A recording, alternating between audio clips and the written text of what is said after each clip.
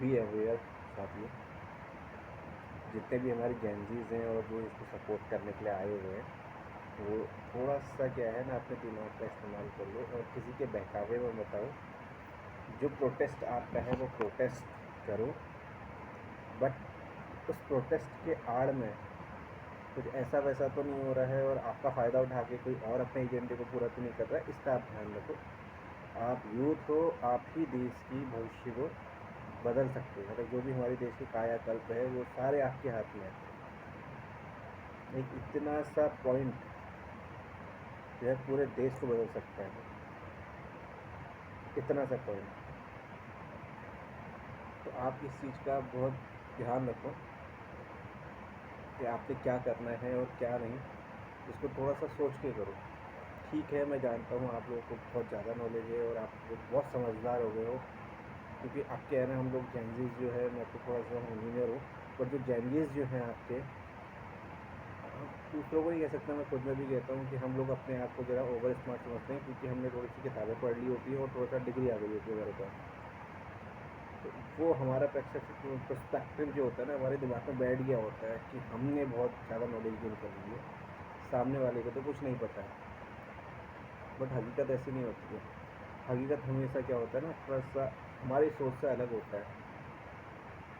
दुनिया में सब हमारे जैसे नहीं है और हम सबको समझ भी नहीं सकते प्रॉपर कि वो क्या अपना मतलब दिमाग में लेके चल रहे हैं, क्या वो सोच रहे हैं, क्या उनका माइंडसेट है और क्या उनका गोल है। तो सरकार बहुत से ऐसे कदम उठाती है जो अपने आप को प्रेजेंट नहीं कर सकती हर किसी के सामने कि हमें ये करना है, ऐसा करना है। तो वो कुछ ऐसे कदम उठाती है जिससे कि हमारे देश का भला होगा। बट उस चीज़ से क्या होता है ना, कई लोगों को तकलीफ़ होती है। मैं इसका एग्जांपल देता हूँ। कोई भी हमारे यहाँ पे गलत काम हो रहा होता है तो उसकी फंडिंग होती है बाहर से, या कुछ भी हो रहा होता है, तो उस फंडिंग को रोकने के लिए या किसी चीज़ को रोकने के लिए कि नया कानून लेके आ रही है सरकार, तो उसके लिए भी क्या है, जिसके फंड आ रहे हैं, जिसके एन हैं, वो उसको कहते हैं वेरीफाई करेंगे और सब चीज़ करेंगे। तो इससे बचने के लिए प्रोटेस्ट कर रहे हैं। और हमेशा जब भी कोई नया कानून आता है तो इस देश की एक परंपरा रह गई है। अभी तक मैं ये एग्जामिन कर चुका हूँ, इतना होशियार तो नहीं हूँ, लेकिन फिर भी मैं जो अपने एग्जाम हिसाब से बता रहा हूँ कि हमेशा ऐसा होता है, हर एक उसमें प्रोटेस्ट में ऐसा होता है। और ऐसा नहीं है कि कानून सभी के लिए अच्छा है या सभी के लिए बुरा है। देखो, जो कर रहा है वो पहले भी अच्छा कर रहा था, आज भी अच्छा कर रहा है और आगे भी अच्छा करेगा। जो नहीं कर रहा था वो पहले भी नहीं कर रहा था, आज भी नहीं कर रहा और कल भी नहीं करेगा। बट ये है कि इतने सालों में कुछ तो बदला है। मैं किसी का पक्ष नहीं ले रहा हूँ। देखो, गलत हुआ है, तुम्हारे साथ गलत हुआ है, हमारे साथ भी गलत हुआ था हमारे टाइम पे। बट क्या है, जो उसका सोर्स है, पहले आप उसको टारगेट करो ना। आप लोग प्रोटेस्ट कर रहे हो, प्रोटेस्ट करना एक अलग चीज़ होती है, सीरियसली प्रोटेस्ट करना एक अलग चीज़ होती है। और उसको एक गलत वे पे ले जाके, फ़न वे पे ले जाके, फ़न करने नहीं गए हो आप लोग। अगर प्रोटेस्ट कर रहे हो तो एक माइंडसेट से प्रोटेस्ट कर रहे हो।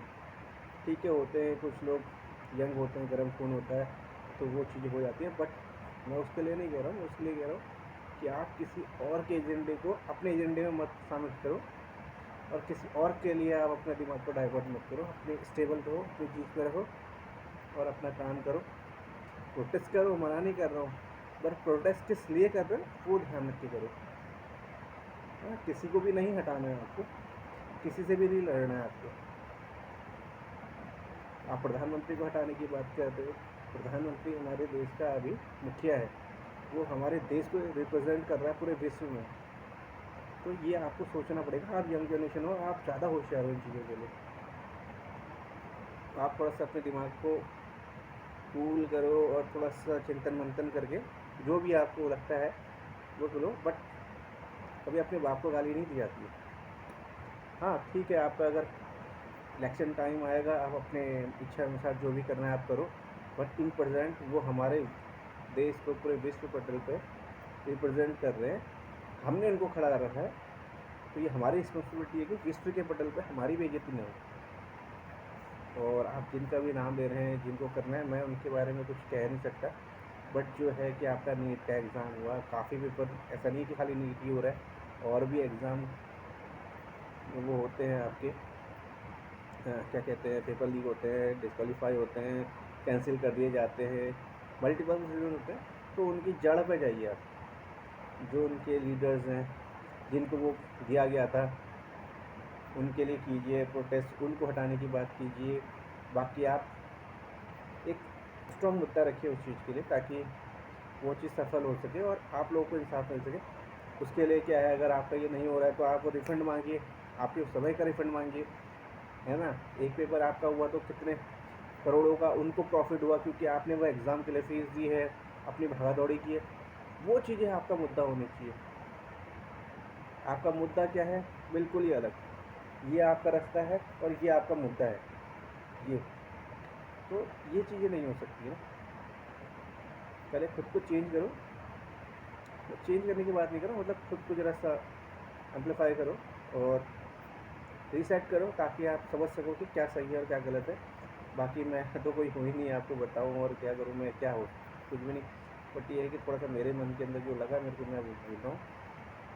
बाकी हर एक जो भी रहता है स्टूडेंट रह के ही वो आगे किसी भी जिम्मेदारी के लिए फॉरवर्ड होता है। ऐसा नहीं कि वो सीधे उठा पैदा हुआ और उसको कोई पद मिल गया या जिम्मेदारी मिल गई, ऐसा नहीं होता ना। हर कोई स्टेप टू स्टेप स्ट्रगल करके उस जगह पे जाता है और एक टाइम पर हर कोई स्टूडेंट ही रहा होता है।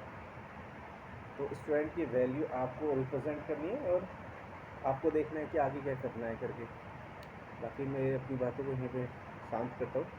Thank you. बाकी आपको कुछ गलत लगा हो तो कमेंट तो भरा पड़ा है, बाकी गालियाँ तो आती रहती है तो आप दे सकते हो। बाकी अच्छा लगा हो तो अपना अच्छा कमेंट दो। Thank you. और ये अगर मेरी वीडियो आपको पसंद आएगी तो मैं अगली कुछ एक वीडियो डालूँगा जिसमें मैं डिटेल्स में सारी चीज़ें आपको क्लियरिफाई करके बताऊँगा कि क्या क्या होता है, क्या क्या नहीं होता है। कोई आपको वो नहीं बताऊँगा कि ये ऐसा है ये वैसा है, क्लियर पॉइंट टू पॉइंट बताऊँगा जिसको आप खुद ही सर्च कर सकते हो, खुद ही रीवेरीफाई कर सकते हो। तो मैं तो कोई हूँ ही नहीं, मैं जो डाटा मेरे को मिलेगा वही डाटा मैं रीफॉरवर्ड करूँगा। वो डाटा आप एनालिसिस करके अपने दिमाग से पढ़ना। केवल ये नहीं कि मैंने बोला और आपने सुन लिया, वो इम्पोर्टेंट नहीं। एनालिसिस करना, अगर आपको सही लग रहा हूँ तब भी, गलत कर रहा हूँ तब भी। ठीक है, थैंक यू, बाय बाय।